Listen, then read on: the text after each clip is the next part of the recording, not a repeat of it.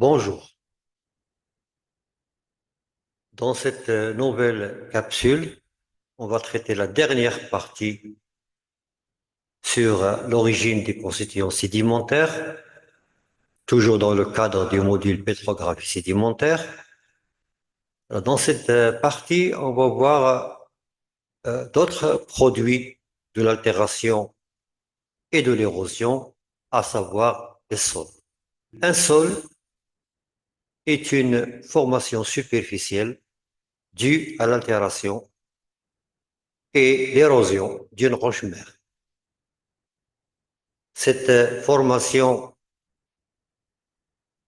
évolue sous l'action d'un climat, de la végétation,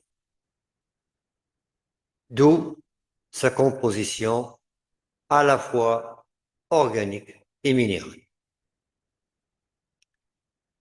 Donc, tout commence par une roche-mère soumise aux agents météoriques, de gel, dégel, une roche déjà fracturée, et on va paraître une altérite. Ce n'est pas encore un sol, mais cette altérite va évoluer avec un épaississement, une différenciation en horizons qui vont former un profil pédologique, donc un sol évolué.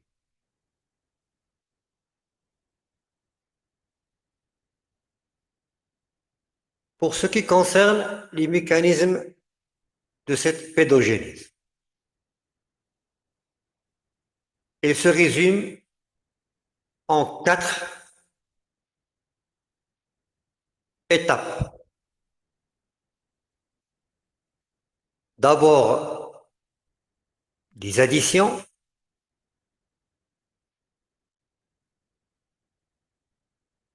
des translocations, des transformations et voire même des pertes. Alors, tout d'abord, les additions. Donc, comme j'ai dit, le sol est un épiderme, quelque sorte, en contact direct avec les agents atmosphériques. Donc, les premières additions sont l'eau, le CO2, l'azote et le carbone. La faune et la flore contribuent à la formation d'un humus. On est au stade litière. Donc, c'est cette pellicule centimétrique qui se forme en premier, sachant que la roche-mère est toujours en altération. Autre addition, ce sont les aérosols, les poussières, qui contribuent à la formation d'un loess. Donc, une fois cette litière formée, l'ensemble de ces additions contribue à la formation de ce qu'on appelle une terre arabe, une sorte de terreau dont la texture est définie par ce diagramme ternaire où on trouve les argiles, les limons et le sable. Ce sont les 3 principaux composants du terreau. Je vous laisse découvrir les pourcentages et la composition exacte de ces différents constituants. Un examen détaillé du terreau laisse voir les agrégats. Donc, un agrégat présente la structure suivante. Tout d'abord, des débris végétaux en décomposition, des particules détritiques irritées de la roche-mère en altération et également des aérosols, du quartz, du feldspar, du mica, et surtout du complexe argilo-humique. Un complexe argilo-humique est une association d'argile et de matière organique, l'humus, avec sa charge négative en surface, elle attire un certain nombre de cations et d'anions, ce qui contribue à l'enrichissement de ce terreau. Lorsqu'on a un drainage relativement important, ces ions solubles vont être lixivés et parfois même on a une destruction du complexe argilo-humique avec le départ des argiles vers des niveaux inférieurs qui vont commencer à se différencier.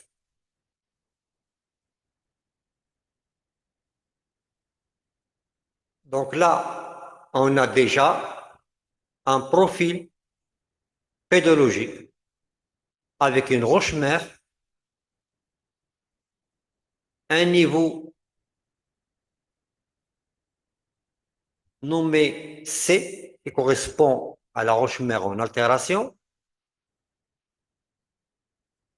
un niveau A qui correspond à la terre arable et la litière qu'on a décrit au départ.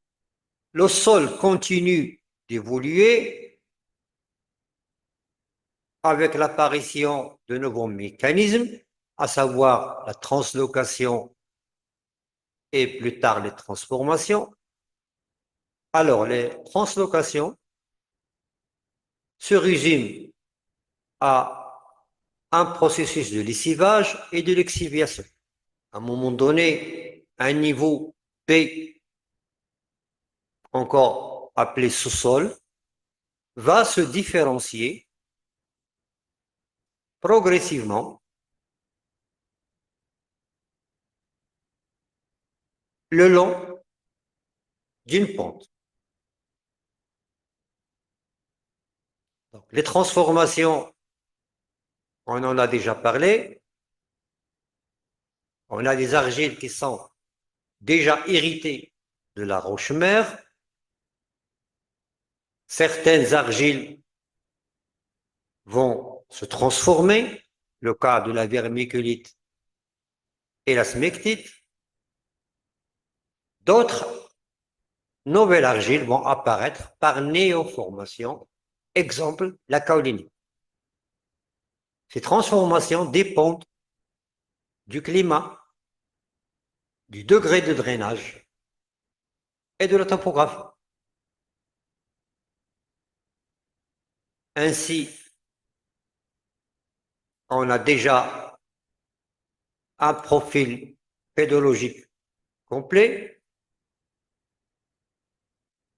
avec ces nouveaux horizons B nouvellement formés.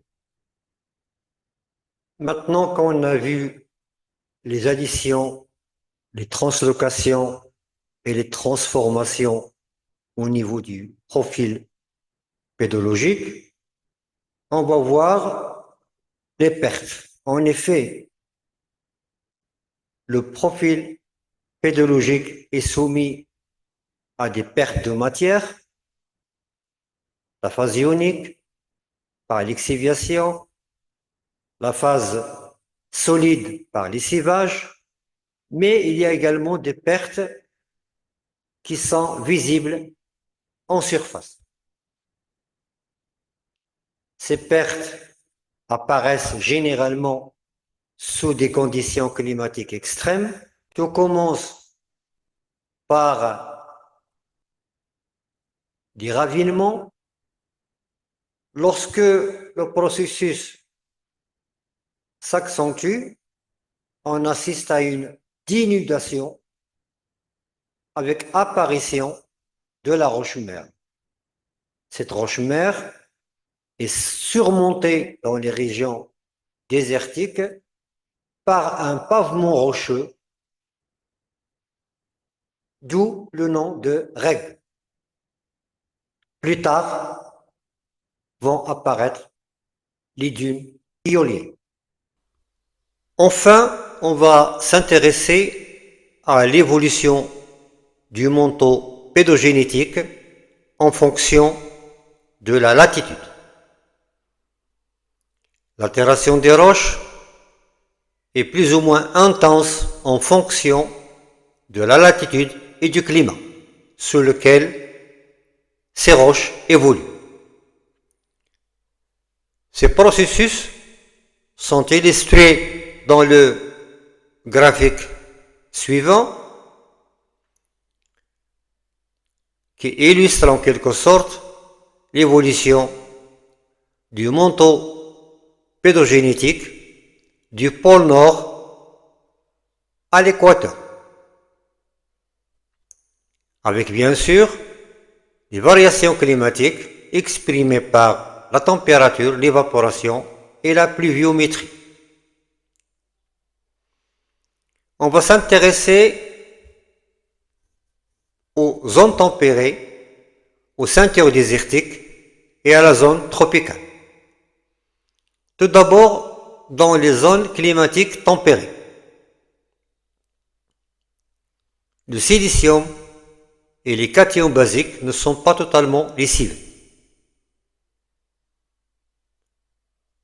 À côté de l'élite héritée, il y a formation d'argile de type vermiculite, avec un rapport silicium-aluminium égal à 2. On parle de bisialitisation. À l'approche de la ceinture désertique, la pluviométrie devient insuffisante pour lessiver tous les cations issus de l'altération de la roche-mère. Il y a alors formation d'argile de la famille des smectites.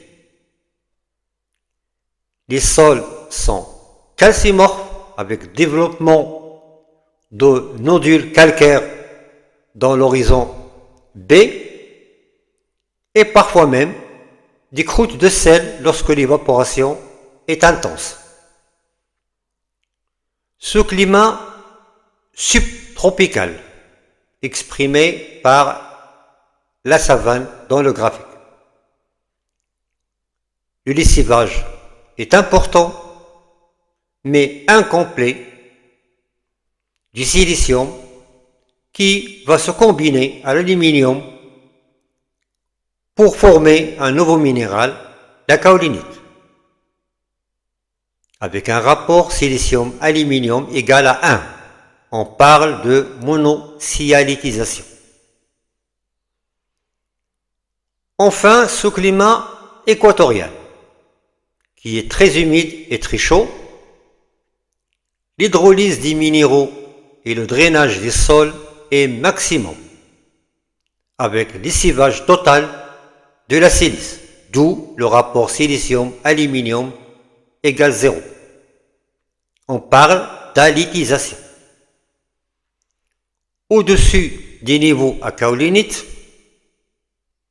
des latérites ferralitiques, agotite, qui est un hydroxyde de fer, et bauxitique à gypsite, qui est un hydroxyde d'aluminium, sont formés sous forme de croûtes qui peuvent atteindre des mètres et deviennent ainsi économiquement importants.